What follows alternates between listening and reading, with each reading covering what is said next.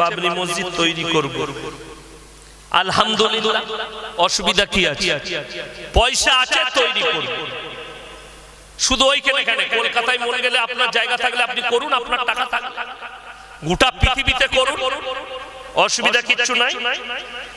বাংলাদেশে সাদ ও যুবরের দুই পন্থীর মধ্যে মারামারি, আপনার মতে কোন দলটি সঠিক? এই নিয়ে কিছু বলবেন। দুটোই গোলমাল। কথাটা বুঝতে পারেন কেন বললাম? সাদ সাহেব দুই পন্থার মধ্যে মারামারি। ইসলামে আমি বলে দিই, চারটা ইমাম ছিল না? ছিল না? কোন পৃথিবীর মৌলবি আল্লাহর কসম খেয়ে বলছি, যদি একটা দেখাতে পারে তারা মারামারি করেছে, তাদের দ্বন্দ্ব হয়েছে, আমি আর জীবনে বক্তব্য দেব। আপনি কোথায় পড়াশোনা করেছেন? এলাহাবাদে। শুনেলেন? এইখানে দেওবন্দে পড়া কোন মৌলবি আছে, আলেম আছে? দেওবন্দে পড়া মৌলবি কেউ আছে? হাত তুলেন তো। কোন আলেম থাকবে? নেই। এলাকা থাকলে জিজ্ঞেস করবেন দেওবন্দ মাদ্রাসা কটা জানা আছে? দুটো।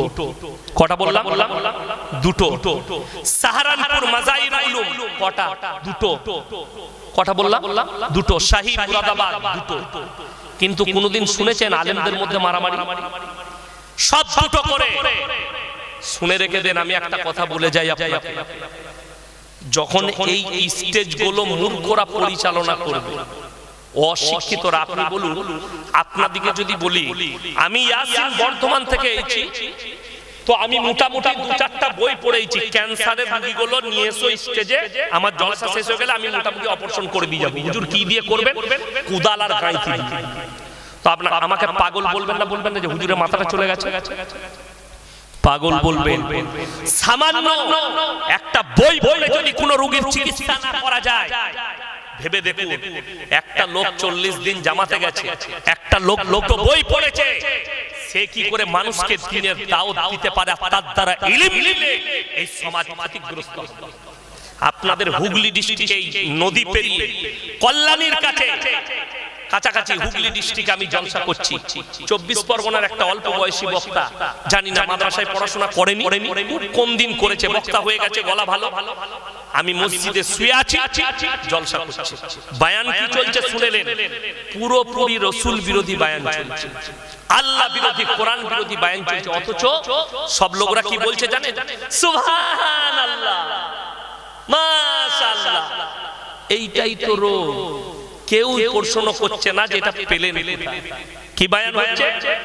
বাবাজিরা, মায়েরা, বোনেরা, বড় পীর আব্দুল কাদের জিলানী রাহমাতুল্লাহ আলাইহি এত বড় ওলি ছিল বাপ, এত বড় ওলি ছিল বাপ। তিনি দস্তরখানে খানা খেতে বসেছেন, দেশি মুরগি দিয়ে ভাত খাচ্ছেন।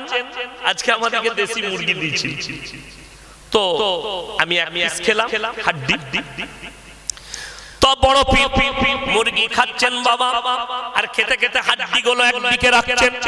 একজন মুরিদ জিজ্ঞেস করলো, বাবা আপনি হাড্ডিগুলো জড়ো করছেন কেন? বড় পীর বলছে, শোনো শোনো, আমি বড় পীর এই মুরগির হাড্ডিগুলো এক কাছে রাখছি, এটা খাওয়ার পরে আমি আবার মুরগিটাকে জীবিত করে দেবো। সবাই বলছে সুবহানাল্লাহ। আমি গিয়ে বললাম, এটা পেলে কোথায়? বলছে হুজুর মোবাইলে শুনেছি। আমি বলি, তুই মোবাইলের পাস করা মুরগি, বস শুনে যা।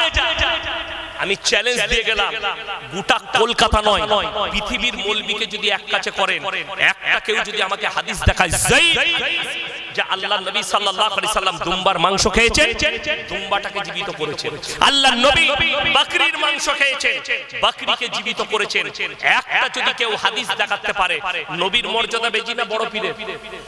নবী।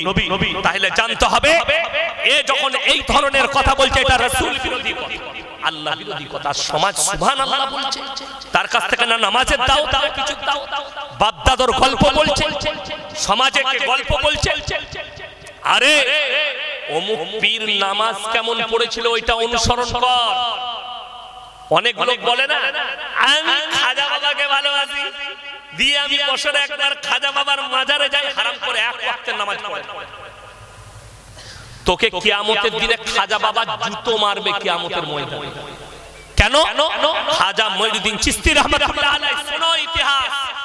12 বছরের পর থেকে মৃত্যুকাল পর্যন্ত তাহাজ্জুদের নামাজ কাজা করেননি। জোরে বলুন সুবহানাল্লাহ। যিনি একদিনও তাহাজ্জুদের নামাজ কাজা করেননি, তিনার 5 ওয়াক্তের নামাজটা কেমন থাকবে? দাদা হুজুর পীর কেবলা রহমাতুল্লাহ আলাইহি ফুরফুরার মাটিতে শুয়ে আছেন, তিনার জীবনীটা বার করে দেখুন। দাদা হুজুরের ওসিয়ত জামাই আছে, মেয়েদের মাজারে যাওয়া হারাম।